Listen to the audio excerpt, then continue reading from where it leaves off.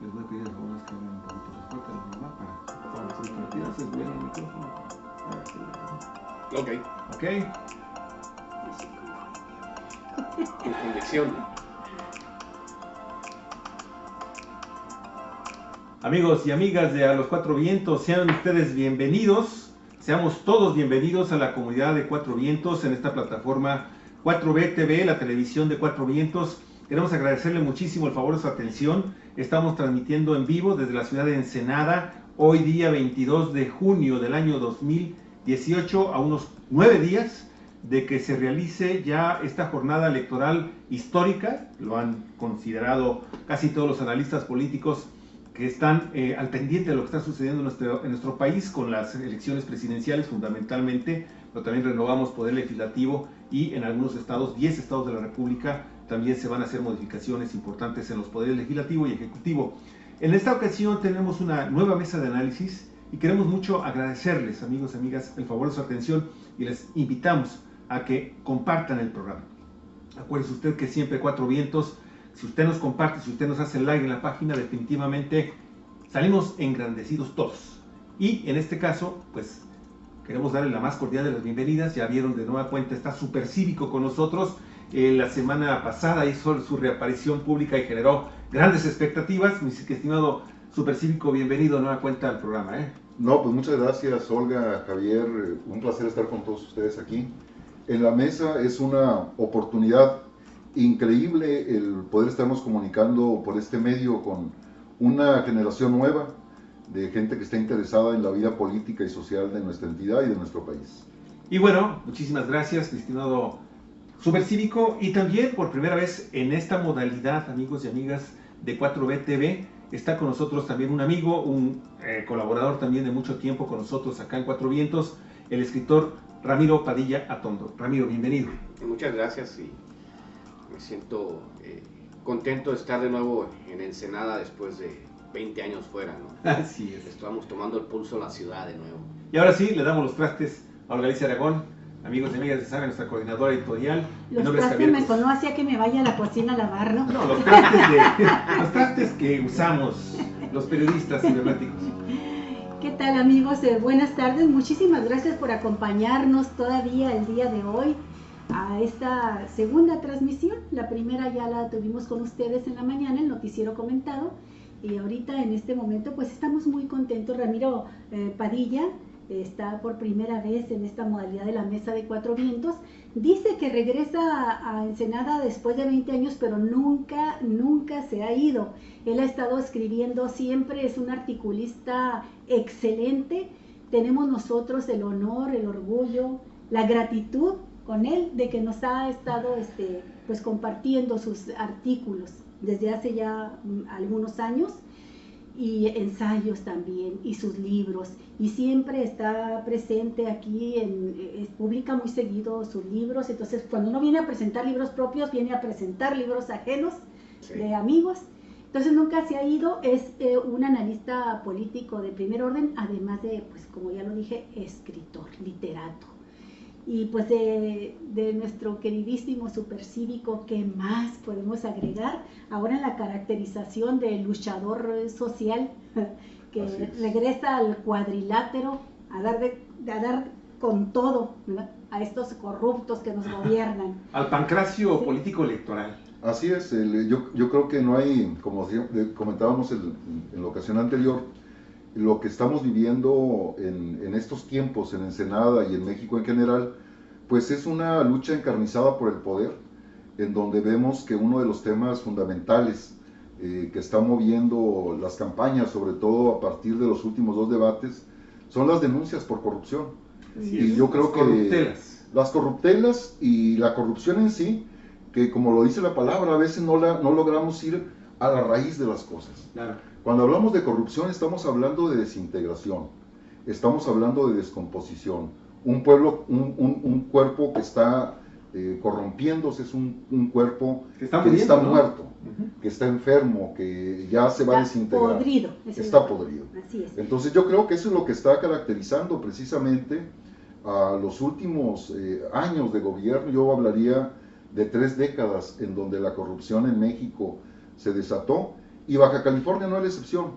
Claro. Estamos viendo que los actos de corrupción ya son bastante evidentes en nuestra entidad y ya están por ahí algunas sombras, afortunadamente, por encima de nuestro gobernador, que es uno de los gobernadores que va a terminar saliendo como uno de los gobernadores más corruptos de todo el país. Bueno, pues has puesto el tema sobre la mesa, precisamente ese es, y le pusiste ya la primera llave. Vamos con un candado y unas Primero, patadas. Un primer candado y piquete de unas ojos. patadas. Primer piquete de ojos para los corruptillos Porque malandrines. la pregunta que le hacíamos a nuestros amigos es, ¿la corrupción es realmente el problema más grave que padecemos hoy por hoy en México? ¿Hasta dónde la corrupción está también en la médula de esta campaña electoral con sus diferentes contrincantes?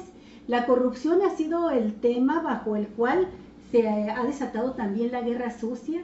La corrupción ha sido también motivo de denuncias penales, incluso muchas provienen desde la casa de los candidatos, ¿no?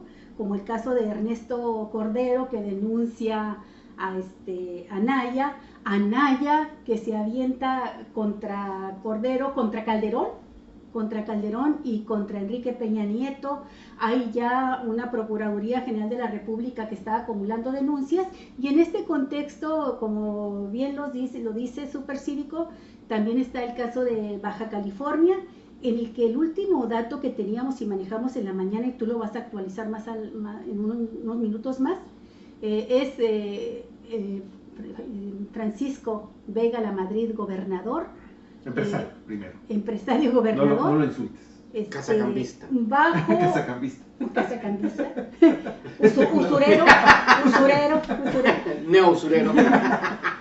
Bajo investigación por parte de la Auditoría Superior de la Investigación por irregularidades que superan los 1.600 millones de pesos. Era el dato que dábamos en la mañana.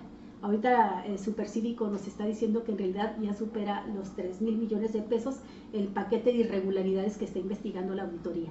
Pero bueno, volvamos al inicio.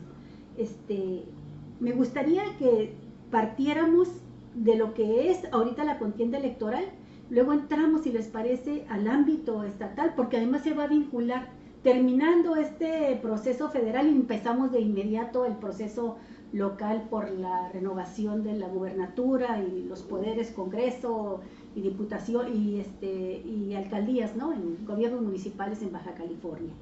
¿Cómo han visto ustedes estas denuncias de candidatos entre sí, los moches con Anaya, su ¿cómo le llaman? Su bodega, ¿verdad? Que vendió y que lo acusan de lavado de dinero, los actos de corrupción denunciados contra Mir por su participación en Odebrecht, que dejó hacer por lo menos, y bueno, no quiero que se me escape, pero lo menciono rápidamente, todo lo que tuvo que ver con Cedesol, desviaciones de la estafa maestra. Bueno, te vas a pasar 2 horas aquí Sí. enunciándolos los actos de No, corrupción no en este voy a país. acabar. Yo quisiera mencionar primero a Federico Campbell, escribió un libro, se llama La Invención del Poder, donde él mencionaba que había un personaje clave en toda administración estatal, en toda administración municipal, en toda administración federal. En administraciones estatales era el secretario de administración, que se encargaba, les voy a dar un ejemplo claro de cómo funciona esto. El secretario de administración de Arturo Montiel en el Estado de México fue Enrique Peña Nieto. Entonces, ¿qué es un secretario de administración? Es alguien que se encarga que todo el dinero generado de la corrupción entre dentro de la normatividad. Claro. ¿Qué significa esto? Significa que yo voy a contratar un equipo de contadores que me van a decir, bueno, vamos a desviar el dinero, pero tenemos que tener una maquinaria, una ingeniería financiera que nos permita cubrir nuestras huellas y que sea casi imposible que se ejerza acción penal, como ha sucedido ahora con el caso de Duarte, Javier Duarte, en el que le han ido quitando cargos porque el trabajo que se hace de ingeniería financiera o ingeniería contable para que ellos puedan manejar los recursos a discreción ha sido la constante, ¿no? de este trabajo que se hace en la política de limpiar de todas maneras, de todas las maneras posibles el asunto de la corrupción. ¿Para qué? Para que de acuerdo a las leyes que se tienen, creo que son 3 años, los que tienen, no sé si la Auditoría Superior de la Federación o el gobierno o las instancias gubernamentales para aprobar un acto de corrupción. Entonces un político puede decir, bueno, sí, demándame, te doy largas, en 3 años proscribe el delito y ya no me puedes perseguir, ¿no? Que ha sido un ejemplo de legislación a modo que hemos tenido en México, ¿no? Prescribe. Sí. Supercívico. Pues coincido plenamente. El gran problema que tenemos ahora en México es un problema que yo insisto que se ha venido agravando desde hace 3 décadas por lo menos. Anteriormente la corrupción en México se concebía como un problema de moral, como un problema de ética pública o de falta de ética pública por falta de los gobernantes, pero las tremendas bolsas que ahora se están llevando los gobernantes, los funcionarios públicos, han ocasionado que la corrupción en México se convierta en un problema no únicamente de corte moral, sino en un problema fundamentalmente económico. Y en un problema que también tiene que ver con la credibilidad y la viabilidad de un país para invertir por parte de los empresarios, tanto de dentro como fuera del país. Y México es un país corrupto. Es un país que en vez de ascender en las mediciones de combate a la corrupción, se ha venido agravando, nos hemos venido deteriorando. Y eso ha generado que en el extranjero se vea a México como un país con poca certidumbre para la inversión. Y bueno, lo más terrible es que ahora vemos nosotros a 3 candidatos, principalmente 4, pero yo decía que el Bronco es un invitado a la fiesta, es un invitado más, es un invitado simpático, es un invitado dicharachero, y que también, desafortunadamente, él que decía que había que mocharle la mano a los rateros, pues yo estoy esperando, Bronquito, paisano, regiomontano, a ver, raza, que ponga la mano la primera él y que agarre un hacha y se moche la mano, porque ya le demostraron que hizo uso de recursos públicos, por lo menos de funcionarios en horas hábiles, para promoverse y buscar las firmas y poder proyectarse como un candidato independiente. Entonces, Mocho, el mochito del Bronco, estamos esperando que nos pongas el ejemplo. Pero más allá de él, el tema fundamental que yo creo que nos debe de asombrar es el caso de Anaya, de Ricardo Anaya, candidato del PAN-PRD, en donde ha sido señalado de forma reiterada por lavado de dinero. Ha sido señalado desde el extranjero, particularmente en España, también por delitos de lavado de dinero y triangulación de recursos. Y últimamente uno de sus antiguos compañeros y correligionarios va y lo acusa por la cuestión de haber hecho uso del dinero del ramo 23, denominado popularmente como los moches. El ramo 23, recordemos que fue una maquinación que implementó desde la Secretaría de Hacienda Luis Videgaray, ¿sí? Y que lo hizo en torno al pacto por México que firmaron en conjunto el PRI, el PAN y el PRD. Pero ¿qué es ese ramo 23? Bueno, es una bolsa de dinero que asciende a más de 30,000 millones de pesos, en donde los diputados, a través de sus grupos parlamentarios, podían agarrar una cierta cantidad para hacer gestión en sus distritos o en sus municipios. Y hasta ahí podríamos decir que todo estaba bien. El asunto del manoseo es que la Secretaría de Hacienda palomeaba o asignaba a cada uno de los partidos una cantidad determinada de ese monto del ramo 23 para que pudieran hacer uso de ellos de manera discrecional. Y así los diputados, a través de sus grupos parlamentarios, podían llegar con un presidente municipal o incluso con un gobernador y decirle: te voy a fondear esta obra o esta acción, pero vas a tener que contratar a mi compadre como contratista o a mi amigo como proveedor de X materiales, y a partir de ahí venía un moche que se estima que variaba entre el 10 y el 20% de cada una de las obras señaladas por esto. Y de ahí se deriva una serie de acusaciones ya concretas en contra particularmente de Anaya por parte de 2 correligionarios de él, el expresidente de Hermosillo en la elección de 2015 y del comisionado de Infraestructura y Desarrollo Urbano, en los que señalan que directamente el actual dirigente del PAN, del Partido de Acción Nacional, les pedía que hicieran uso de ese recurso, pero siempre y cuando una cantidad fuera destinada a las campañas políticas de ellos mismos. Entonces ahí comienza precisamente uno de los hilos que nos empieza a descubrir a través de la FEPADE y actualmente de la PGR, cómo Ricardo Anaya se hizo de 10 millones de pesos por lo menos para adquirir un terreno que después lo convirtió en un terreno con un valor de 54 millones de pesos. Súper cívico, pero yo quiero señalar algo muy fundamental que creo que también se nos está escapando, incorporarlo al tema de la corrupción.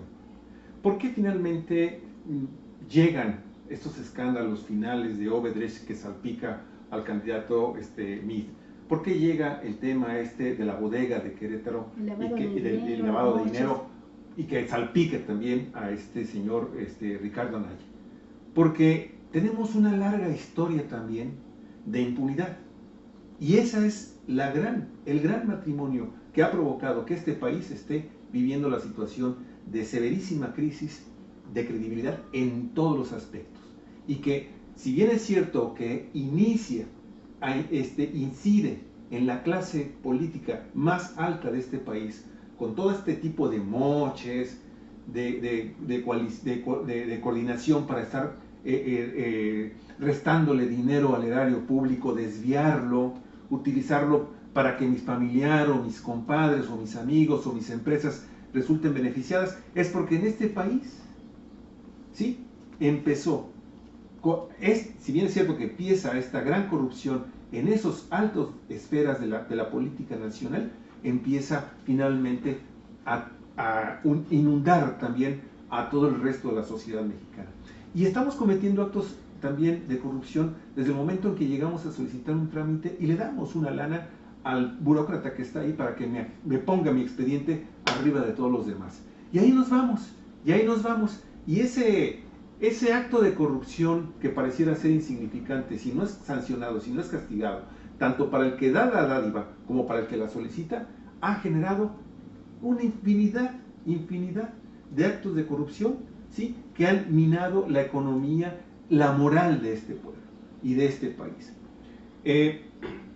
Un dato muy específico: ¿cuántos casos finalmente llegan de denuncias que se presentan ante un ministerio público, ¿sí?, ante un ministerio público? ¿Cuántas de esas miles, cientos de miles de actas de averiguación previa que se presentan en los ministerios públicos llegan finalmente a integrarse en esta agencia del ministerio y se consigna a un juez? Y de estas, ¿cuántas de esas averiguaciones no se elaboran con enormes deficiencias, que también es una parte de la corrupción, para que finalmente el indiciado logre su libertad? ¿Y cuántos finalmente de las personas que son acusadas de un delito en este país, ¿sí?, llegan finalmente ante un juez y este juez lo sanciona con una sentencia condenatoria para que purgue una cárcel por el delito que cometió, por el acto de corrupción que cometió?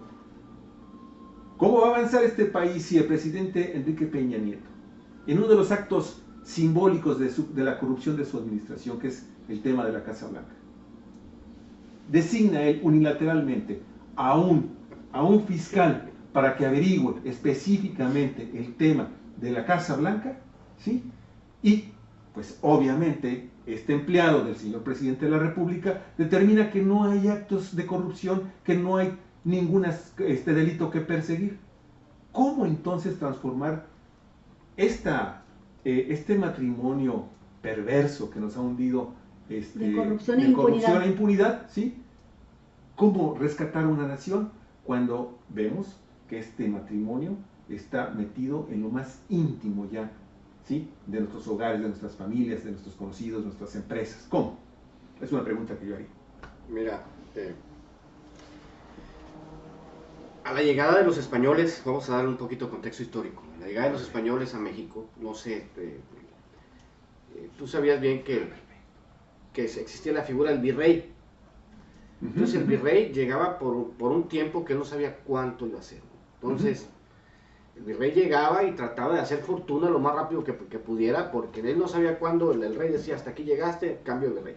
Sí. Entonces ese fue el inicio de la cultura del apúrate, del moche, de los arreglos. De hecho hay una frase española que se llama, que se utiliza para describir los arreglos por debajo del agua y por debajo de la mesa, se llama el embute mexicano, que fue una figura que se creó en el virreinato. Entonces de ahí tenemos esa cultura larguísima y amplia de arreglarse por debajo del agua, y tiene también, lo decía ahora en una presentación en la Ciudad de México, tiene que ver también mucho con la cultura del altiplano. Quizá nosotros ya en el norte, nosotros, les llamo yo, para diferenciarnos del altiplano, nosotros tenemos la cultura del desierto.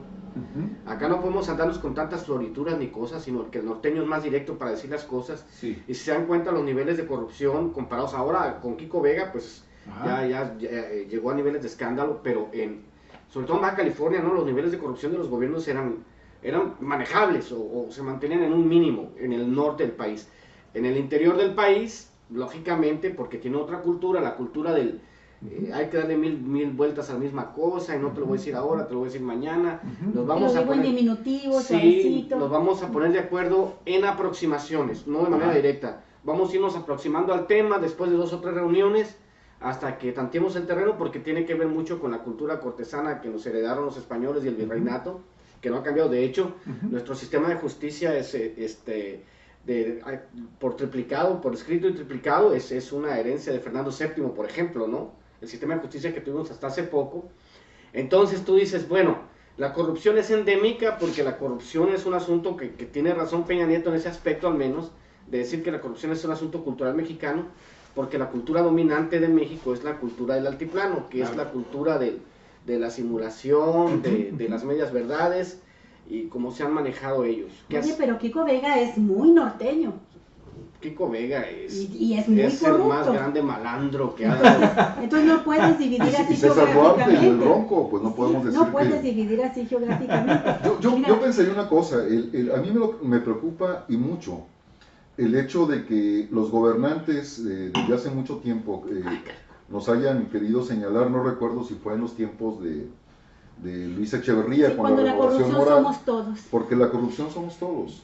Yo creo que no es así. Yo tampoco estoy de acuerdo. Y con todo respeto, Ramiro, el tema de que los mesoamericanos tienen una cultura de sumisión y una cultura más taimada, podemos decirle así, de cómo enfrentar los problemas. También puedo señalarte que tuve la fortuna de vivir alguna etapa de mi vida en el estado de Michoacán, que son comunidades purépechas.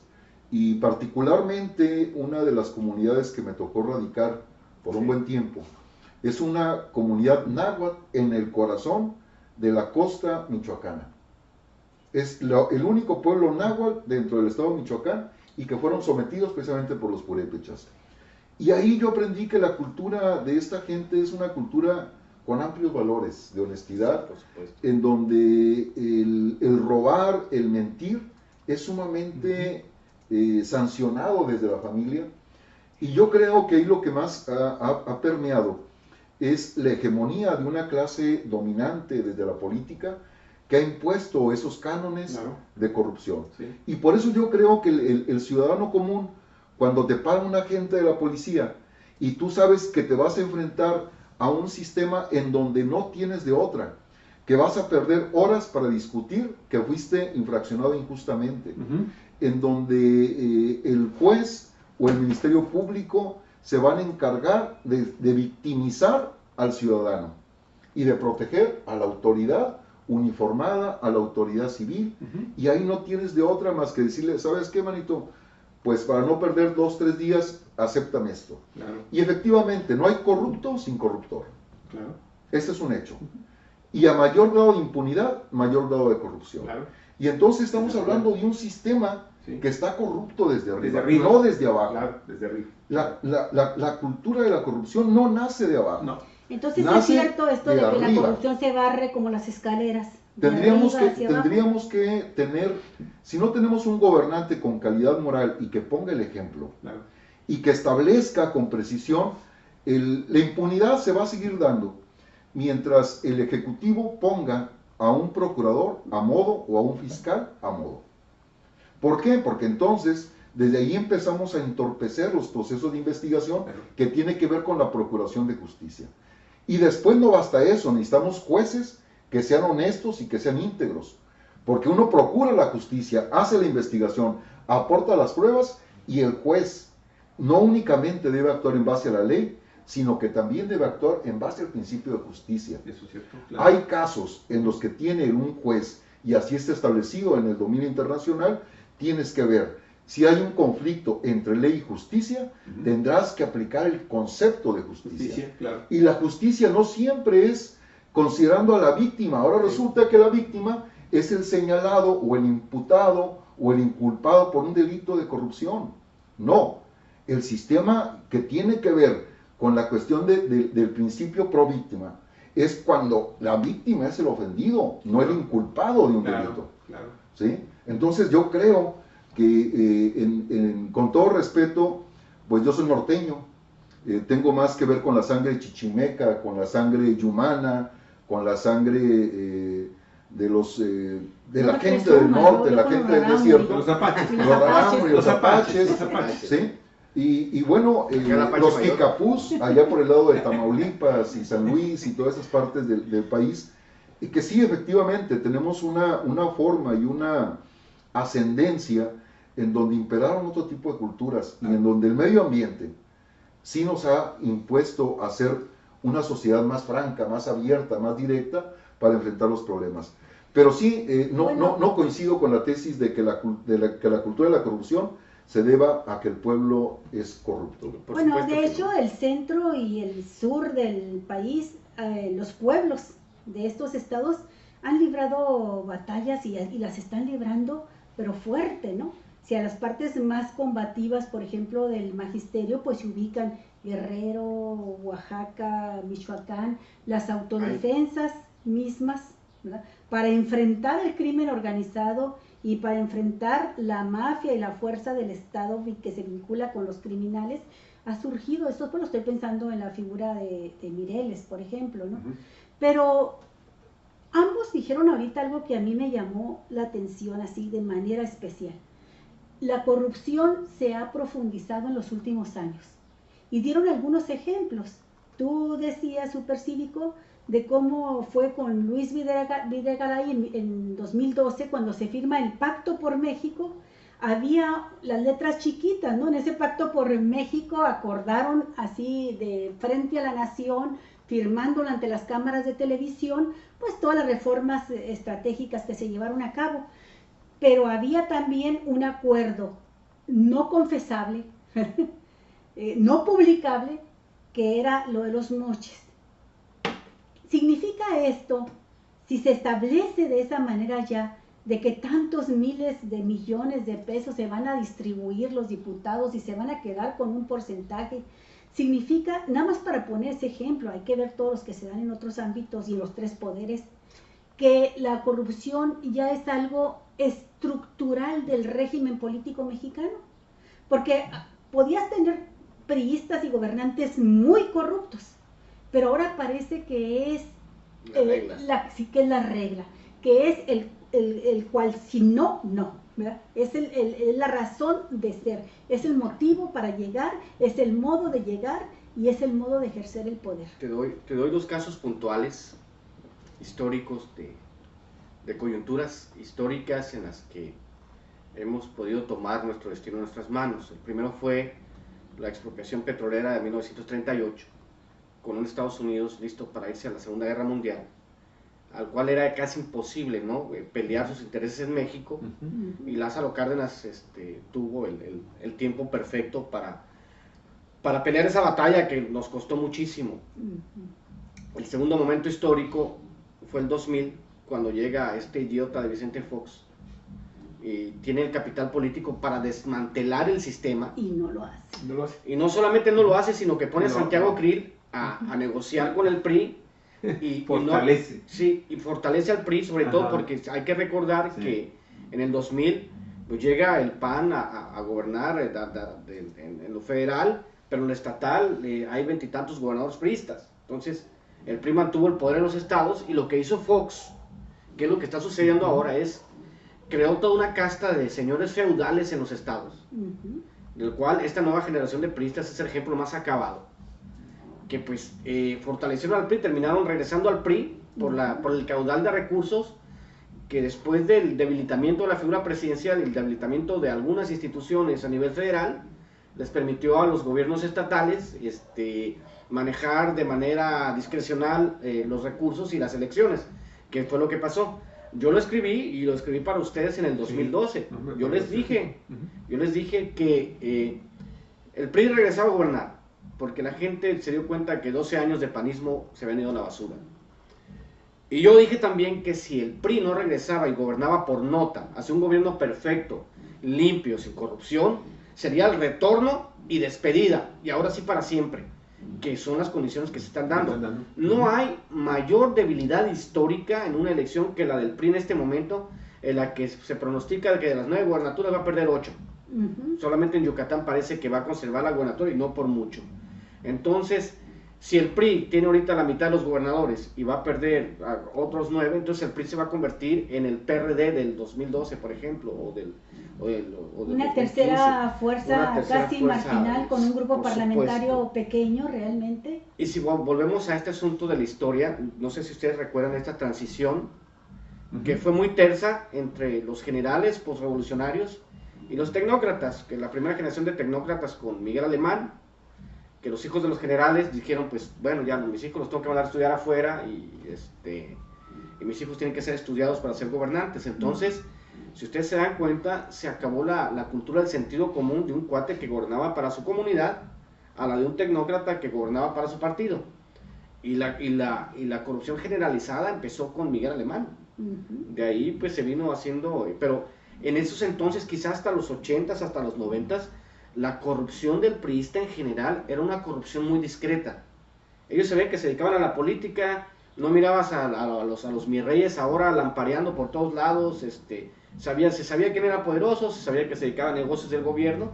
Lo que pasa es que ahora, no sé, con esta crisis que tenemos de valores los mexicanos, que es una crisis que tenemos de, no sé, de hace una generación de 20, 25 años, y la edad de los sicarios que mueren todos los días no nos deja mentir.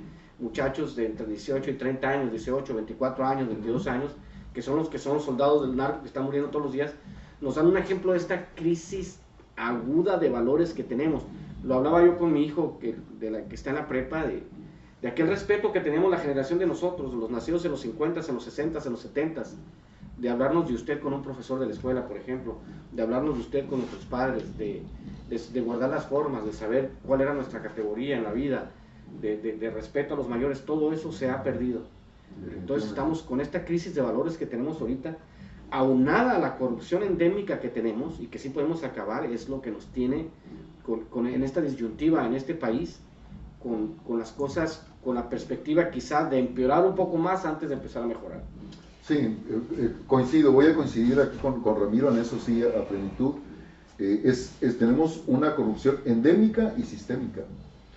De hecho, lo que se está poniendo en juego el próximo 1 de julio es la posibilidad de darle una sacudida al sistema político mexicano, que implica al sistema económico y que implica también el tratar de entender y enfrentar que estamos viviendo una crisis de valores, una crisis educativa, una crisis ambiental. Es decir, estamos viviendo una crisis generalizada y que por tanto necesitamos establecer los nuevos paradigmas. Olga, es que lo voy a insistir, Javier, Ramiro, el gran problema de México es corrupción. Y corrupción, insisto, corrupción es desintegración. Corrupción le permite a Germán Larrea contaminar los ríos de Sonora y que no pase nada. Es que la corrupción te permea en todo, desde los manifiestos de impacto ambiental que te piden para una obra de minería o una obra carretera o un fraccionamiento. Bueno, entonces, aquí la pregunta entonces, Supercívico. Okay, la corrupción es el problema principal. Es sistémica, es estructural, forma parte ya de la médula, de la columna espinal de este régimen político. Ahora, estamos frente a unas elecciones donde la corrupción ha sido, yo creo que la palabra que más se ha repetido a lo largo de la campaña electoral, donde unos a otros se acusan de corruptos y donde el candidato puntero, que es Andrés Manuel López Obrador, ha dicho: si el presidente de la República no es corrupto, el ejemplo cae, ¿no? De arriba hacia abajo y se tiene una administración. ¿Es así de sencillo? No. Primero. Y segundo, tiene razón Anaya cuando dice, para demostrar que no se es corrupto hay que comprometerse desde ahorita a llevar a la cárcel a Enrique Peña Nieto. ¿Qué juegos hay en esto? ¿Qué hay de fondo en esto? Yo te voy a dar antes de que conteste el Supercívico, te voy a dar una perspectiva histórica de por qué estamos en donde estamos ahorita. En 1980, 81, llegó Ronald Reagan a la presidencia de Estados Unidos. Sí. Ronald Reagan y Margaret Thatcher, que son los creadores del neoliberalismo, Sí. en su acepción más aguda, desmantelaron el Estado. O sea, desarrollaron una política para desmantelar el estado de bienestar que tenían tanto Estados Unidos como Inglaterra. Has de recordar cómo fueron de duros los 80s en Inglaterra y en Estados Unidos. Ese sistema que tenían Estados Unidos y a Inglaterra, pues permeó también México. México le copió el sistema que es desmantelar el bienestar que algunos habían alcanzado, porque si han de recordar, hasta hace algunos años un obrero sindicalizado vivía bien en México.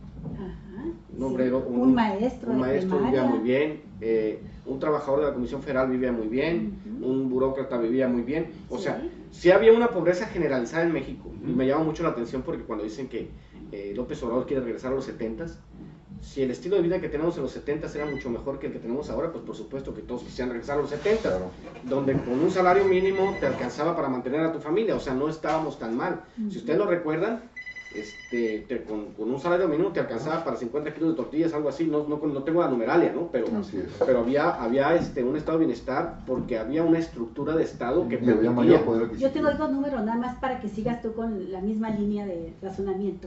Una, en 1982, con un salario mínimo se compraban 51 kilos de tortillas. Hoy, con un salario mínimo, no compran ni 6 kilos de tortillas. Ese es el primer referente. El segundo, sociólogos, economistas, no nada más de México, no solamente sobre la realidad de México, sino en gran parte de la realidad mundial, sostienen que en los años 80, cuando empieza el neoliberalismo, coincide con que nace la primera generación donde los hijos van a tener peores condiciones de vida que los padres. O sea, hasta antes en la historia de la humanidad, pues había una evolución, un desarrollo, un crecimiento. Los hijos lograban mejor escalar un poquito más, mayor movilidad social, vivir mejor que sus padres. Ahora ya tenemos ahorita la generación de los que están viviendo peor que los padres. Está desmantelado el sistema de seguridad social. Lo que decía Supercívico hace un momento, que es ley, que es justicia, por ejemplo, ¿no? Y por qué nosotros vamos diseñando leyes que van constriñendo los derechos, las garantías individuales, y de repente nos encontramos con que vivimos en un estado de precariedad tan grande, porque la cultura neoliberal ha mercantilizado absolutamente todo. Por ejemplo, en Estados Unidos estaba la discusión de privatizar el correo, porque no era rentable. Entonces yo discutí con unos amigos en Estados Unidos que no tiene que ser rentable el correo, es un servicio que debe proveer el Estado. Es igual acá con el hecho de las empresas de paquetería. Las empresas de paquetería y todo, pero no solo eso, sino los servicios que provee el Estado, por ejemplo, ¿no? Que se va privatizando todo, lo que quieren hacer de privatizar la educación, que es pauperizar. Y la manera corrupta en que se hace. Crear técnicos no pensadores. De hecho, una vez me dijeron a mí, también fue una discusión, cuando quitaron del plan de estudios las clases de filosofía, pero yo le decía pues que no son clases de filosofía, sino de historia de la filosofía, porque una clase de filosofía te enseña a filosofar y a cuestionarte, pero lo que realmente te hacían era repetir qué filósofos eran los más importantes y a qué escuelas pertenecían. Es un ejemplo pues de empobrecimiento masivo de la población en materia conceptual. Por ejemplo, dicen que estamos creando una generación de tontos porque pues la gente ya no quiere razonar, porque tienen toda la tecnología para no razonar, y nosotros somos quizá la última generación, los nacidos en los 50, 60, 70, que estamos dando la batalla porque la gente empiece a pensar, ¿no? Yo lo hago con mi hijo.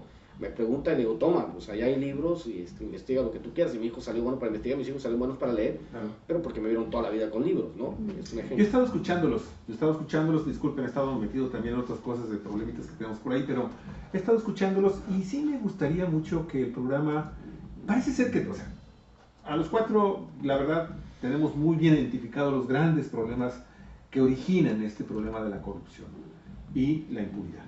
¿Sí? No pueden existir una de otra, y las dos, al final de cuentas, para mí, son finalmente el padre y la madre de todos los demás males que hemos estado viviendo en De ya en todos esta los sociedad. hijitos de la fregada. que nos- A mí me gustaría más que ¿Qué fuéramos hacer? más allá. ¿Qué ¿sí? hacer? O sea, lo sabemos, y muchísima de la gente que nos está observando y que está participando con algunos de sus comentarios, nos están diciendo, ok, ¿qué nos toca hacer? ¿Qué es lo que tenemos que hacer? Bueno, una de las primeras cosas que tenemos que hacer es reflexionar en este momento. Estamos ante una enorme cauda de grandes agravios que hemos sufrido a lo largo y ancho de nuestra historia. Generaciones se han perdido completas en este país por estos dos grandes problemas que enfrentamos los mexicanos. Sin duda alguna, los más importantes que actualmente vivimos y necesitamos combatir los mexicanos con eficiencia y con valor y con valentía y entrarle a esto. Y por lo mismo, quienes quieran realmente cambiar esta situación que estamos viviendo a lo largo de nuestra historia en estos últimos años, tenemos una oportunidad el día 1 de julio, definitivamente, para iniciar, para comenzar a cambiar. Y no es una cosa que le corresponda nada más al gobierno que vayamos a elegir. Yo pienso que la única opción para comenzar a tratar de cambiar un poco este país es una opción que en este momento encabeza todas las encuestas y en donde todos los analistas políticos dicen, hasta los del PRD, hoy mismo estaban anunciando que no la van a hacer ni Ricardo La Naya, elección se acabó hace un mes. Hace un mes se acabó y ya sabemos prácticamente, salvo que obviamente ocurra el nuevo acto de corrupción tremendo y a través de esta corrupción y la impunidad tengamos un resultado diferente. Un acto criminal. Se dice que para que hubiese un fraude masivo tendría que haber una diferencia de menos de 10 millones de votos. Entonces, no hay mucho mayor. Superior. Entonces, yo creo que un cambio importantísimo que debemos de impulsar, ustedes como analistas, ustedes como activistas, porque los conocemos así, en tu área como escritor, en tu área como periodista, en tu área de asesor político, nosotros desde el periodismo, necesitamos comenzar a buscar cosas que nos unan y cosas que nos comprometan. Y eso solamente lo vamos a lograr también con una organización de inmediato, la mínima, con nuestros vecinos, con nuestra familia, con nuestras amistades, en nuestras empresas, y comenzar a tratar de rescatar a esta nación de toda esta porquería, de todo este lodo que nos ha salpicado prácticamente a todos. De alguna forma u de otra, creo que todos hemos tenido en un momento determinado que pensar, ¿lo hago o no lo hago? Y si lo hago aquí, a lo mejor me ahorro unos dineros, me ahorro algo, y de alguna forma posiblemente hemos cometido algún acto de corrupción. A lo mejor a veces sin ni siquiera imaginar lo que lo estamos haciendo. Pero no nos queda más que organizarnos, pero a mí ¿no? me parece que lo importante es hablar la corrupción en grande. Sí, La no, de claro. gran escala. Sí. Porque a mí no, yo no acepto esta lógica de que para que el país cambie, cambia tú en lo personal. Sé buen ciudadano, no basta. Es una No, combinación. claro, sí. no, Es pero una combinación. sí, Es es una una cosa, combinación. así es. Yo- O sea, si me permiten terminar, eso es lo que yo pensaba a concluir. Yo pensaba concluir que primero, si nosotros no nos organizamos, no vamos a poder enfrentar de una manera digna, Enérgica. directa, enérgica, a quienes son los causantes de toda esta gran desgracia del Por país, supuesto. que es la corrupción y la impunidad. Y exigirles, porque yo puedo decir que yo soy el candidato de la anticorrupción, pero ¿y todas las demás personas que van a llegar contigo? Toda esa fauna de acompañamiento que sabemos que muchos de ellos son grandes corruptos, Por supuesto. ¿sí? Entonces, ¿cómo vamos a enfrentar entonces a un gobierno para exigirle también, oye, tú dijiste que, ok, tú eres un ejemplo para combatir la corrupción, excelente, desde ahí podemos esperar que todo esto vaya comenzando a limpiar, pero también nosotros tenemos que estar organizados, porque si no, entonces vamos a caer en lo mismo. Ah, pues es el presidente, él es el que le corresponde resolver el problema de corrupción. Es lo que te decía. Cuando tú desmantelas el estado de bienestar, Ujú. cuando tú a una familia no le puedes dar una vivienda digna, porque hay un gran negocio inmobiliario de corrupción, donde tú le das a una familia una casa de pocos metros cuadrados. Cuando tú haces las calles chiquitas, cuando no hay lugares de convivencia, cuando tú no les enseñas artes en las escuelas, cuando no hay cultura en las ciudades, cuando no hay ningún tipo de cosa que pueda sacar de su marasmo a una sociedad, Sí, claro. que fue lo que pasó en Brasilia, por ejemplo. Crearon un proyecto ciudad grandioso, pero no crearon zonas de recreación, ¿no? Entonces se convirtió en una jungla de asfalto, es un ejemplo. Igual acá, lo que decías es una suma de primero a Dios rogando y con el mazo dando. Por supuesto que yo les he dicho a todos que yo he apoyado la candidatura del puntero, pero el día 1 de diciembre perdemos las amistades. ¿Por qué? Porque yo le tengo que exigir lo mismo que le exigí a los demás. Claro. Esto no es un asunto de que a mí no me van a ningún puesto, ni yo no estoy aspirando a ningún puesto en el gobierno. Entonces yo tengo que seguir con la misma línea, sea quien sea. Si el tipo hace las cosas bien, lo felicitaremos. Si el tipo hace las cosas mal, le tenemos que dar como a todos los demás. Y no necesariamente tiene que ser el tipo, pueden ser las personas que lo están acompañando. Bueno, y si hace las cosas bien, sí, pero de todos modos, precisamente por hacerla bien, se le vienen encima todos los poderes fácticos. Hay que, ¿sí? No, O sea, distinguir. López Obrador ha dicho, por ejemplo, ya basta, vamos a cerrar la era del neoliberalismo, lo cual no quiere decir desconocer que estamos en una economía global, pero dice, vamos a cerrar esta era de privatizaciones y neoliberalismo salvaje como se ha impuesto. Él lo dijo con estas palabras aquí en Ensenada, ya ni una privatización más, y no a la privatización del agua, que era el mensaje directo a los baja californianos. Bueno, cuando plantea esto, obviamente que despierta reacciones de aquellos a los que él le llama la minoría rapaz, y que forma esta oligarquía que está desesperada porque piensa que se le van a ir los negocios de las manos, ¿no? Sucedió a principios del siglo Pero XX. ¿qué vas a hacer ahí, por ejemplo, como sociedad? Si sabes que va a llegar por una parte un presidente que dicen todos los números y todos los analistas que va a ser el presidente más votado, con más apoyo y respaldo en las urnas, pero también el que va a llegar rompiendo con este sistema y con este régimen, y por lo tanto provocando confrontaciones de intereses muy fuertes. Entonces, necesitas, sí, yo creo, tener como ciudadano una actitud muy crítica, pero necesitas también tener una actitud muy solidaria, ¿verdad?, hacia un gobierno que va a estar acosado por muchos lados. Me llamó la atención, y que les hago la pregunta también, el planteamiento de Krause, que hace un llamado a votar diferente al voto que va a tener López Obrador, votar diferente en diputaciones y senadurías. Y dice, porque no podemos ir hacia el país, regresar al país del hombre único. Me llamó la atención que no dijera eso cuando las encuestas decían que Enrique Peña Nieto hace 6 años iba a tener 20 puntos por encima de... Es un gran beneficiario de contratos. Claro. Pero lo cierto es que aunque López Obrador y Morena ganen las elecciones y tengan mayoría, tienen 2 bloques ahí muy importantes en contra. El bloque que hacen ahorita el PAN con el PRD y Movimiento Ciudadano, y el bloque, por pequeño que vaya a ser, pero un bloque que juntos hace una fuerza importante, del PRI, de PANAL y el Partido Verde.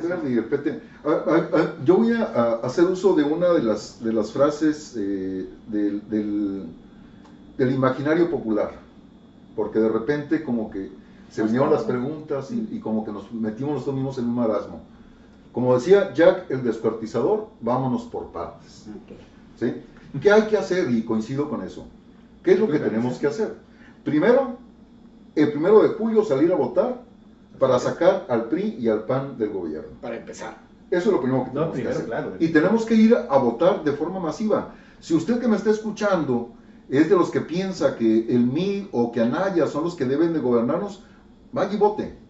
Pero no nos quedemos en nuestra casa a tratar de imaginar que ya ganó Andrés Manuel porque lo dicen las encuestas. No, hay que ir a las urnas y hay que votar. Claro. Eso es lo primero que hay que hacer. Participar. Segundo, lo que tenemos que estar muy conscientes es que en México y en Baja California necesitamos transitar de la democracia electoral a una democracia participativa. Claro.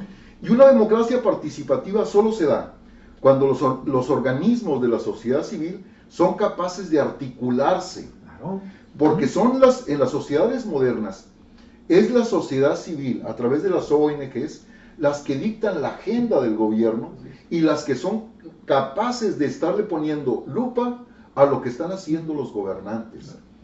Tercero, articular los movimientos de la sociedad civil. Si la sociedad civil no articula los distintos movimientos ambientalistas, artísticos, por la defensa de los derechos de la mujer, los derechos del niño, los derechos del anciano, todo eso que ha dejado de hacer el Estado mexicano, si no logramos articular y no logramos crear una agenda, no vamos a poder incidir en la forma en que gobierne Andrés Manuel o quien vaya a ser el presidente. O sea, porque lo más importante es una sociedad más participativa. Más participativa, porque lo que necesitamos nosotros entender es que en este momento necesitamos establecer nuevos paradigmas de cómo resolver la crisis educativa, la crisis ambiental, la crisis en la forma de administrar los recursos públicos, la crisis de cómo vamos a garantizar los derechos laborales, porque me gustaría retomar un poco lo que decía Padilla, porque si no, no lo vamos a entender. En la década de los 80s empieza a concretarse a nivel internacional dos grandes ideologías que tenían como finalidad postrar a los estados-nación, es decir, postrar a los gobiernos ante el gran capital internacional. Eso va escrito. Y lo lograron a través de escritores que analizaban y que fundamentaban la muerte de las ideologías y el fin de la historia. Francis Fukuyama. Sí. Y a través de Estados Unidos, Samuel P. Huntington, ¿sí? Que establecían que la hegemonía de un poder capital por encima de las culturas, y estableció un tratado muy importante que se llamaba el enfrentamiento entre Magor y las culturas orientales de Medio Oriente. No recuerdo el nombre, pero era muy importante. Él decía, para que el gran capital pueda dominar al mundo y que sea el capital y las leyes del mercado las que predominen por encima de las fronteras, necesitamos acabar con la cultura de los pueblos. Con su historia, o sea, que la gente no conozca su pasado. La cultura es el conjunto, la cultura no es nada más las artes plásticas, no es nada más el arte cinematográfico, el arte de la fotografía, no. La cultura te engloba religión, idiosincrasia, el amor y el pensamiento a la tierra, es decir, tu cosmovisión, eso es la cultura de un pueblo. Y entonces ellos diseñaron un sistema para postrar a los estados-nación, dominando y destruyendo a los pueblos desde su cultura, destruyéndole su cultura. Entonces, yo quisiera abonar un poquito sobre esto nada más. Voy a concluir, Javier. Perfecto, para poder cerrar la idea. Reforzar lo que estás diciendo. Porque tú decías, ¿qué es lo que hay que hacer? Porque no basta que gane Andrés Manuel o que gane quien gane, sino que este país tiene que transitar hacia un sistema en donde los ciudadanos vuelvan a tener condiciones de bienestar. Un país que tiene a un pueblo, en la mayoría de su población, más de 55 millones de mexicanos viviendo en pobreza extrema, es un país que se está descomponiendo a sí mismo. Está la desintegración del tejido social, está la pérdida de valores, tenemos una calidad muy bajo nivel, en donde los jóvenes ya no están pensando.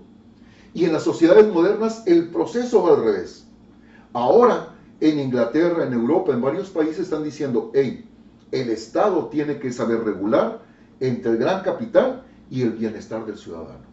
¿Sí? La separación del poder político. Entonces tendríamos que entender es que a final de cuentas lo que estamos haciendo con esta forma en cómo hemos actuado como sociedad, estamos realmente abonándole a la autodestrucción. Y lo que está sucediendo es, y lo que yo te quería incorporar a toda tu argumentación, y lo que yo estoy diciendo que es fundamental de que los ciudadanos nos organicemos y que empecemos desde el núcleo principal, que es la familia, y desde ahí, trascender a todos los niveles, es el ejemplo de Chile, del Chile de Salvador Allende. ¿Sí? Fueron 3 años, igual que Andrés Manuel López Obrador, fueron 3 o 4 postulaciones intentos que hizo hasta que finalmente llegó. Pero ¿cómo llegó? Llegó con una fuerza, con una fuerte respaldo popular como tal parece que va a suceder en este momento con No, pero llegó con muy Pero pocas cometió el mismo diferencias error de de- Madero. Sí, sí, sí. No desmanteló Sí, las sí. infraestructuras. Llegó finalmente, si no, no, al contrario, la sociedad se organizó y comenzó a crear cooperativas, comenzó a crear organizaciones comunales, comenzó en el campo a crear cultivos colectivos, comenzó a generar una sociedad muchísimo más participativa. A Madero Y lo el mató problema- Huerta, Ajá. a Allende lo mató Pinochet. ¿Y qué sucedió? Teniendo una sociedad como la que tenía de organizada Salvador Allende, ¿sí? Factores externos intervinieron para que ese gobierno popular democrático fracasara. Ese es precisamente el gran dilema que tenemos en este momento en caso de que llegue Andrés Manuel López Obrador, porque no está solo en este momento y no va a gobernar solo. Va a estar acatado por todas estas fuerzas de las que ha estado hablando Olga, de todos estos grupos fácticos, ¿sí? De todas estas grandes compañías financieras internacionales y las multinacionales y las transnacionales, Banco Mundial, Fondo Monetario Internacional, todas las hermanas petroleras, ¿sí? Que ya están asentadas aquí y que no van a ceder tan fácilmente el poder del cual actualmente gozan. Pero aparte Pero ese tenemos es un otro gobierno... tema, ¿eh? Ese es otro gran no tema. es otro tema. De ese tamaño es está la vinculado. tragedia. Permíteme, voy a terminar. El asunto es que si no está esta sociedad organizada, solidarizada con un gobierno popular, ¿sí? Definitivamente entonces nos puede ir igual que a Chile. Exactamente lo mismo. Voy a disentir. Lo que pasa es que Andrés Manuel no es ese transformador. Andrés Manuel no es un socialista, Andrés Manuel no es un comunista. Pero Andrés por eso Manuel lo vamos a dejar solo. es un restablecedor, claro. es un restablecedor. Yo no veo ese temor, porque yo veo en Andrés Manuel la posibilidad de iniciar una transición. Andrés Manuel no va contra el capital privado. Andrés Manuel no va contra el capital extranjero. Andrés Manuel, en esta tercera que va a llegar, supo armar una alianza que parece, no sé si una gran amalgama o de repente me parece una capirotada medio extraña, en donde ha ido sumando fuerzas que antes le eran adversarias. Ajá. Y yo lo que creo es que todos esos sectores que ahora apoyan a Andrés Manuel se cansaron de lo que estaban viviendo, de gobernadores Claro. ladrones, de un Claro. sistema corrupto que ya no los dejaba avanzar. Porque tú no puedes, aunque seas un capitalista, aunque seas un empresario defensor de la iniciativa privada, no puedes tolerar un gobierno que te quita 60 centavos de cada peso que tú produces. Yo creo que eso es lo que está pasando. Entonces yo lo que digo es que Andrés Manuel va a llegar, pero no basta con que Andrés Manuel llegue Claro que no. para eliminar la corrupción. Claro que Necesitamos que la sociedad civil participe desde un inicio Claro. en incidir y en darle seguimiento a lo que queremos como país. A mí me gusta lo que planteó Padilla hace un momento, que dice, bueno, yo no tengo empacho en decir que he estado apoyando al candidato puntero. Voy a votar por Andrés Manuel López Obrador, dice Padilla. Pero al día siguiente, ¿verdad? Yo sigo en la línea, ¿verdad? De ser crítico, ser analítico, ser exigente, ¿verdad? Y creo que esa es la línea correcta, sabiendo también que va a haber necesidad, de respaldar las decisiones de gobierno cuando estas, siendo de interés de la nación, siendo de interés de la sociedad, vayan a ser acosadas por grupos de interés que no los va a expropiar, no les va a imponer el socialismo, pero les va a impedir que sigan enriqueciéndose brutalmente a costillas del erario, a fuerza de corruptelas. Y todo eso, tenemos una burguesía, una oligarquía mexicana muy podrida también. ¿Sí? Hay la política de privatizaciones con Salinas de Gortari, que él fue el que creó esta casta de ricos que tenemos. Sí, Claro. exacto. Pero ojo, ha sido una oligarquía que está presente desde la Nueva España. Por supuesto. Es un grupo Cuando- que ha perseverado. Cuando se Es habla un de mafia de grupo- poder, Sí, que es un grupo que ha cambiado de nombres, que ha cambiado de signos, pero a final de cuentas, de nueva cuenta estamos ante estos grandes poderes que han originado guerras en este país, que han costado millones de vidas. Pero cuando también se habla de tenemos una mafia- clase empresarial diferente. cuando se habla de mafia en el poder, Ujú. me tomé a la tarea de investigar si es cierto que existía una mafia en el poder. Me mandaste esos datos, sí. Y dije, me puse a investigar en internet y puse 88 familias controlan el Congreso. pones el dato en internet y te aparece que 88 familias han repartido los puestos en el Congreso. De hecho, ahora Pues mismo eso. la hija de Beltrones va por la senaduría, por el PRI Claro. en Sonora, los hijos de Emilio Gamboa, o sea, los mismos se han repartido el poder toda la Así vida. es. Y a mí me llama mucho la atención el asunto porque también lo escribí sobre el blanqueo de los apellidos. Ajá. Hace 4 generaciones apellidarse López Portillo era anatema, nadie quería apellidarse López Portillo. Después de un par de generaciones, ya los apellidos pertenecen al jet set, ¿no? Sí. Ya la gente ya salen en caras, en ola, es un asunto de blanqueamiento de apellidos conforme van avanzando por las fortunas mal habidas. Claro. De hecho, se dice que el 50% de las nuevas fortunas en México son producto de la política, y como un político va a ser millonario, ¿no? Porque tenemos esa cultura patrimonialista que decía Octavio Paz. Volviendo a Samuel Huntington y Enrique Krause, que serían los dos ejemplos de intelectuales orgánicos que atienden a los intereses del poder. Yo estuve hace un poco leyendo, de hecho yo tengo que escribir un ensayo sobre Samuel Huntington, donde el cuate es las guerras Ujú. que está desarrollando Estados Unidos en el Medio Oriente. Jihad contra Mogol, se llama Sí. Las guerras que está desarrollando Estados Unidos en el Medio Oriente fueron diseñadas desde la cabecita de Samuel Huntington. Él fue el ideólogo de decir, este es el camino que tenemos que seguir, el choque de civilizaciones.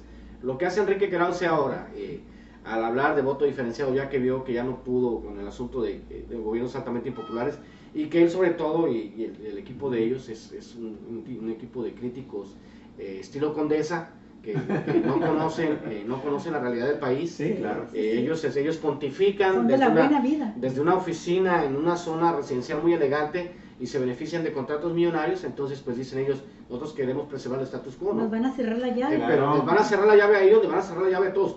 Ya lo dijo López Obrador, dijo, no, yo sé que hay muchos periodistas que viven de la publicidad del gobierno, pero si tú te gastas, con las proyecciones son que se van a gastar 60,000 millones de pesos en publicidad en el gobierno más impopular de la ¿Con Peña historia, Nieto? con Peña Nieto, y de esos 60,000 millones de pesos tú ves a un reportero que gana mensualmente 12,000 pesos, Y te va a estar haciendo muy alto. y me estoy yendo alto. Sí. No, Entonces, aquí dices, no ganan nada. sí, hay unos que, entonces tú dices, aquí tenemos un problema estructural de fondo Claro.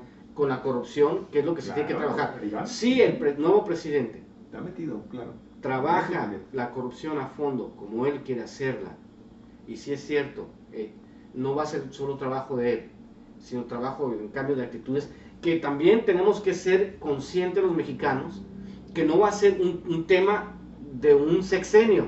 No. Vamos claro. a sentar las bases Claro, cierto. para un cambio del país, para que la próxima generación pueda disfrutar Comenzar de a lo que disfrutar. nosotros hicimos en este momento. Cierto. El que piense que en 2 o 3 años está No, resuelto claro. todo, jamás, así no se Una piensa. revolución de conciencias.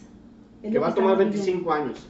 ¿Cuándo me? Estamos ¿Cuándo viviendo un momento histórico. Uno de los aspectos fundamentales que yo espero del próximo gobierno con Andrés Manuel es que se le invierta realmente a la cuestión de la cultura y la educación. Ciencia, cultura y educación. Si en el país no entendemos que es la base fundamental de desarrollo de nuestra nación, no vamos a avanzar. El otro gran aspecto que yo me quedé en la tarea de qué es lo que hay que hacer. Y yo creo que también hay que regresar al campo. Sí. Claro. El campo desde Sí. los 60s ha estado subsidiando al desarrollo industrial del país. Y cuando lo diseñaron así nuestros gobernantes, es porque era un momento en que el país necesitaba fortalecer un proceso de industrialización. No estaba mal el enfoque. Lo que pasa es que después nos olvidamos del campo y únicamente lo mantuvimos con subsidios a ciertos sectores, con una visión paternalista, pero no de desarrollo agropecuario. Claro. Sí. ¿Qué dijo Octavio Paz? ¿Qué dijo? Para desarrollar, con respecto al ejido, él dijo que el ejido no fue creado para producir más, sino para vivir mejor. Entonces, eso es un ejidatario, una persona que puede subsistir de lo que él siembra en su parcela. Así es. Y es para que él viva bien, no para que compita con los campesinos altamente subsidiados en Estados Unidos. Claro. Hace poco hubo una polémica sobre el asunto de los precios de garantía que tiene mucho que ver con la corrupción. Me decía un campesino de Sinaloa que a él le ofrecían el kilo de frijol a 23 pesos. Entonces él va, trabaja sus tierras, se gasta todo el dinero que tiene para a la hora de cosechar el frijol entregarlo a 23 pesos, pero los especuladores le dicen te lo voy a pagar a 13 si quieres. Claro. De eso hablaba López Obrador, de los precios de garantía. No, son 23, se eliminan los intermediarios y que el dinero vaya directamente a la gente. A la gente yo le recomendaría que volviera a leer, a pesar de que anda mal ahorita Gabriel Said, ¿no? Votando por el segundo lugar, pero él tiene un libro extraordinario que se llama El progreso improductivo. ¿Y cómo permitieron el sector agropecuario cuando ya en el colmo de la corrupción en este país vemos al magnate más importante de México como ejidatario?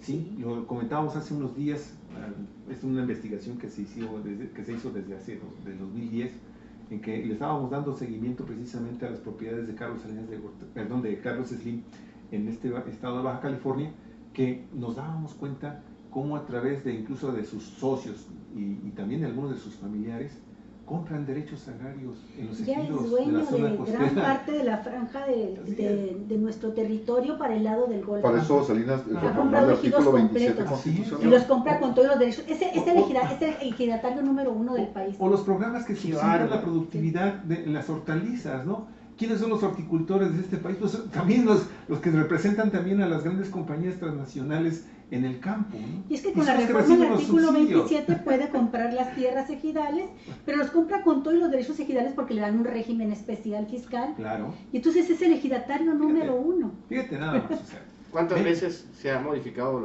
la Constitución de México? Uy, Una cantidad de parches impresionantes. Yo creo que más de 300. sí, más de 300 te iba a Sí, comentar. 355. Fácilmente. Fácil. Fácilmente. No, más de pero 300.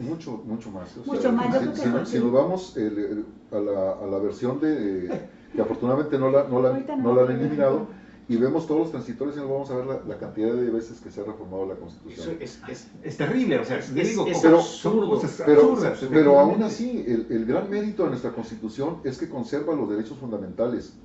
Y yo creo que una de las grandes reformas fue la de 2011 en materia de derechos humanos.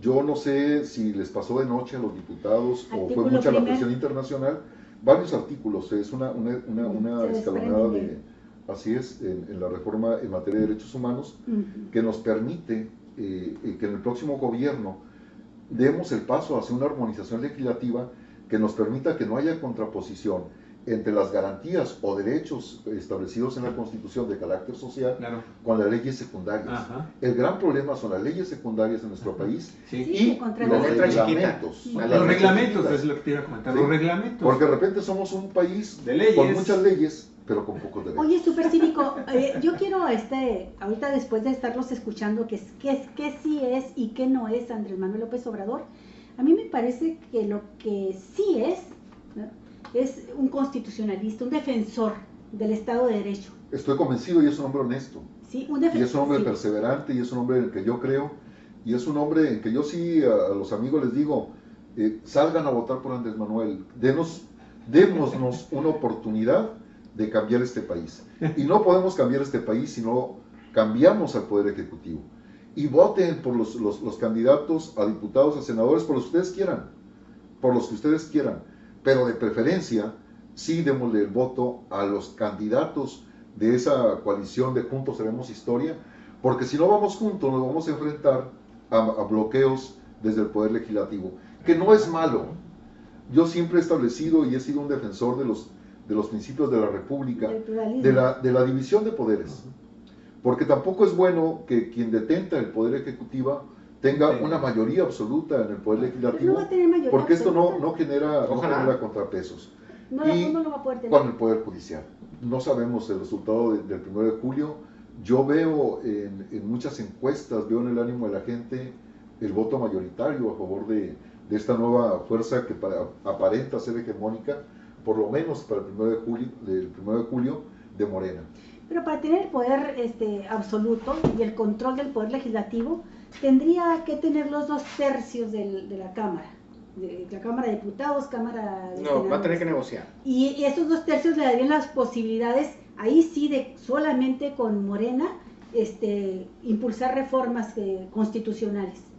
Pero es prácticamente imposible que logre esos 2/3. Parece prácticamente A imposible, pero duras hemos visto penas supera el- cómo en algunos sexenios los presidentes han sometido o han comprado a través de este tipo de prebendas como los moches a los diputados de oposición para Sí, obtener las mayorías. pero absolutas. legalmente, de acuerdo a cómo está estructurado el poder legislativo, cómo se reparten los escaños, con las fórmulas que se utilizan, no Es hay imposible. condiciones, es imposible Así que es. un partido o una De hecho, coalición es una condición logre los 2 establecida. tercios. Así Es una condición establecida, Es no la va bueno, a tener. pero sí, si un candidato que ha sido escarbado, explorado, analizado, investigado, los teléfonos intervenidos durante 12 años, no le han podido probar un solo acto de corrupción, ya no se lo van a encontrar. Las cosas que hagan en estos últimos días de campaña, que son medidas desesperadas para tratar de arrancarle si acaso medio punto, no tienen ninguna validez porque la gente decidió desde hace mucho tiempo y los priistas y los panistas se encargaron de decirle a la gente no voten por nosotros.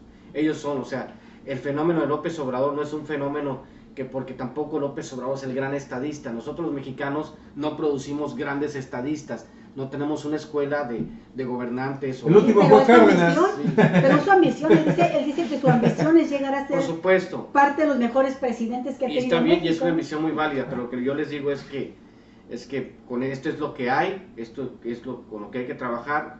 Hay millones de mexicanos que son muy buenos, que son muy inteligentes, somos de hecho un país expulsor de cerebros, porque no tenemos las posibilidades de desarrollar el talento acá en México, y con una victoria de López Obrador quizás las condiciones empiecen a cambiar. Bueno, nada más se las dejo aquí, así, para reflexionarla.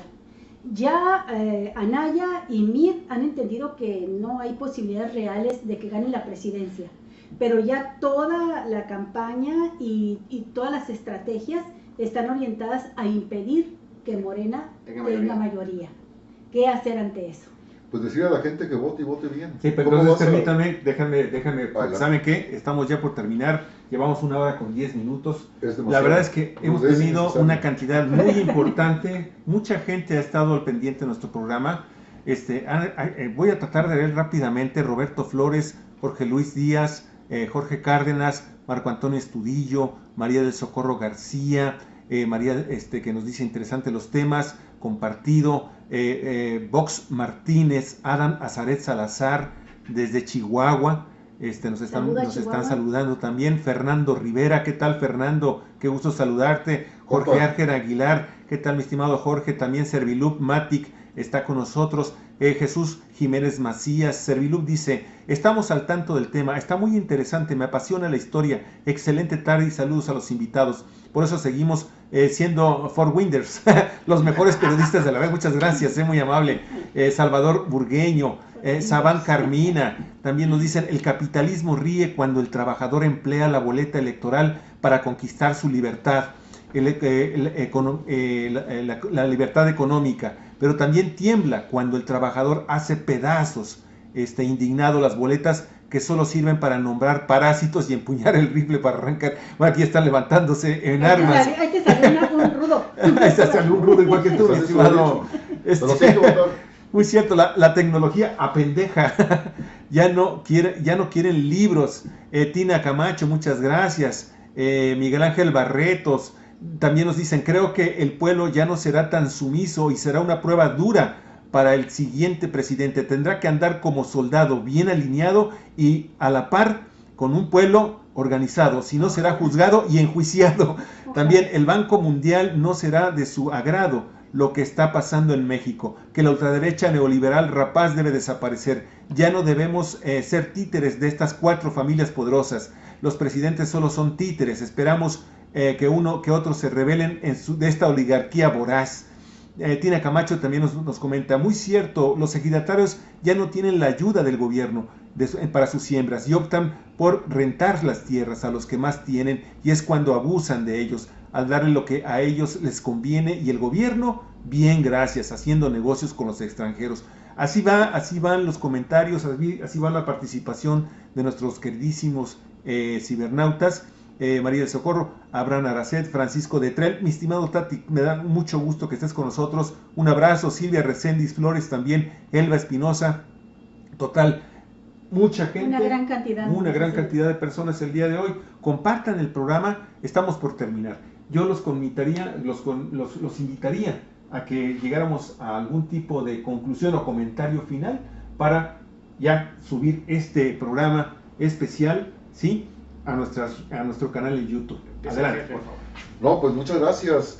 Antes que nada, gracias por compartir contigo las ideas. Claro, un placer. Siempre es grato el poder escuchar voces inteligentes, el poder escuchar, a veces hasta con diferencias, Sí, claro. en el enfoque de lo que estamos viviendo, porque eso es lo que nos enriquece. Claro.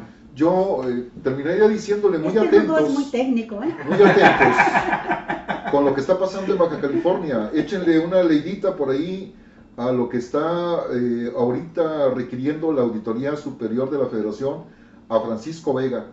La auditoría hace unos días detectó 8,000 millones de pesos irregulares. 8,000. 8,000 entre los 5 municipios y órganos autónomos, Ok, todo. incluyendo la UABC, que tiene por allí algunos claroscuros. 2016. Mucho ojo, rector.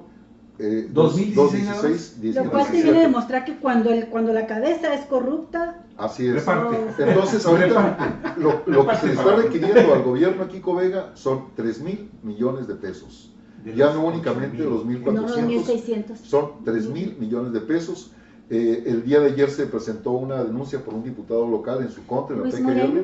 por el diputado Luis Moreno. Transformemos. Amigo, te mandamos 1,600. saludos si nos estás viendo por ahí. Pero se quedó corto, 1,600. Eso es lo que él presentó. Pues No, es lo que 3,000. tenía de datos de la auditoría, fue lo que se mencionaba. Fíjate que el boletín, el documento oficial que nos mandaron decía 1,600. 1,600. Porque es lo que ha podido detectar ahorita La el Congreso. auditoría. Pero Pero la andan auditoría 3,000. ya va más adelante. avanzada, Ok, así es. perfecto. Entonces, para concluir, la corrupción es lo que nos está dañando para establecer nuevos paradigmas que nos permitan salir adelante como país, como pueblo, como nación. Necesitamos fortalecer la cultura, la educación, la ciencia, básicamente, y para eso necesitamos cambiar el sistema. Salgan y voten el próximo 1 de julio. Y si no, piquete de ojos. ¿Y qué te digo? Y una patada allá abajo. Aquí no se vale hacer la del dedo medio. Bueno, no la voy a hacer, pero imagínensela, por favor, para aquellos que abusan de la raza. Imagínense este dedito, pero que sea el otro. Sí, de repente eres muy rudo. Te digo que es una combinación peligrosa. Cuidado, estás muy cerca de él, cuidado. Ramiro Padilla, ¿qué nos dices? No, pues es que es un verdadero placer estar con Supercívico acá por primera vez intercambiando. Esperemos que no sea la última vez. No, claro. Pone sabroso el tema de discusión, ¿no? Más allá de las diferencias en algunos conceptos, que es maravilloso porque, como digo yo, a mí me molesta mucho la unanimidad en algún tema, ¿no? Sí, Tenemos claro. que explorar los distintos ángulos.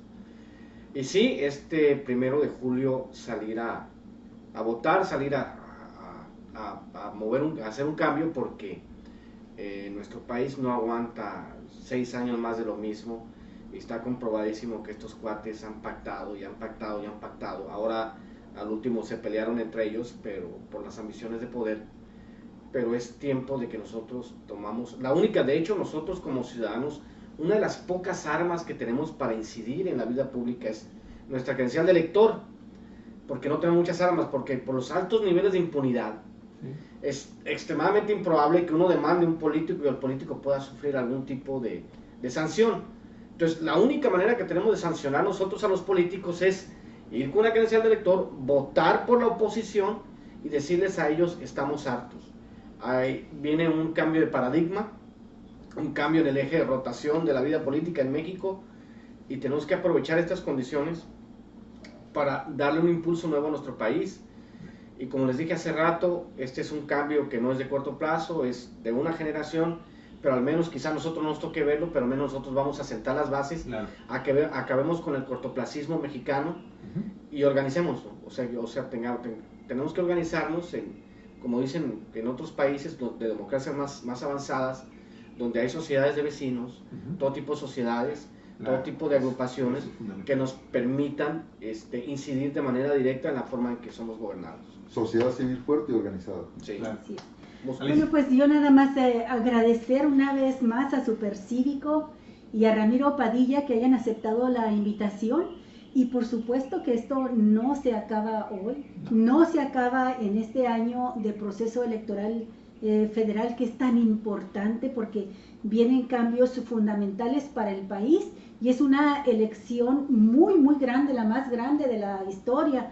9 estados se conjugan ahora con la elección presidencial para cambiar también a sus gobernadores, Hay varios estados de la República donde hay elecciones también para presidentes municipales y diputados. Nosotros tenemos elección el año próximo y va a estar pues muy cerquita, nos va a tocar. Lo que suceda a nivel federal va a impactar de lleno esta elección en Baja California. Así es que la invitación está hecha y públicamente para que continuemos con estos programas de reflexión, de análisis, de conversación, también e intercambio con nuestra comunidad creciente, fuerte, maravillosa de Cuatro Vientos. Es lo que quería nada más decir, y que coincido plenamente en que vienen unos tiempos de una renovación importante en las conciencias y en la participación ciudadana. A eso es a lo que le debemos de apostar, ¿no? Pues bueno, amigos y amigas, ustedes han visto, podemos hacer algunas diferenciaciones en los criterios, en las formas como decimos las cosas, en cómo las apreciamos, en cómo las exponemos, pero una cosa es bien importante y es bien cierta: coincidimos en lo fundamental, y espero que usted también coincida en esto que hemos estado platicando, y si no, que le ayude para reflexionar y se incorpore cada vez más a nuestro proyecto Cuatro Vientos, a nuestra plataforma 4B TV, y que siempre estará abierta evidentemente para que usted participe, y vamos a estar siempre al contacto de sus comentarios y expresándolos aquí libremente. A veces no estamos lo suficientemente cerca para ver lo que nos están diciendo, pero sin embargo, aquí estamos. Queremos agradecerles muchísimo el favor de su atención. Si le gustó el programa, ya sabe, compártalo, denle like, y por la noche vamos a subir este programa también a nuestro canal en YouTube para que tenga una mejor visualización, un poquito más de mejor calidad, claro que sí, y pues estamos entonces invitándolo a que pase un excelente fin de semana, ¿sí? Y nos estamos viendo y escuchando el próximo lunes, si hay condiciones para hacerlo, porque por ahí va a haber algunas cosas que posiblemente hagamos este fin de semana, pero estaremos muy atentos y en contacto con ustedes, muy amables. Que tengan muy buen provecho, que descansen, excelente fin de semana. Y con esto vamos a terminar, mis estimados Ramiro, Supercívico, Alicia, con un poquito de música para terminar de otra forma. Gracias, Y con la cuatriseñal. La cuatriseñal. Sí, Cuatro Vientos, amigos. Cuatro vientos. Cuidado con ese dedo, mi estimado. No, ese no es para no. Kiko Vega no es para ti. Que lo pase muy bien, buen fin de semana. Hasta luego. ¿A dónde va a ir Kiko Vega a vivir después de esto? Vamos aquí. Al barril. No va a haber lugar donde se pueda esconder. Allá tiene su rancho.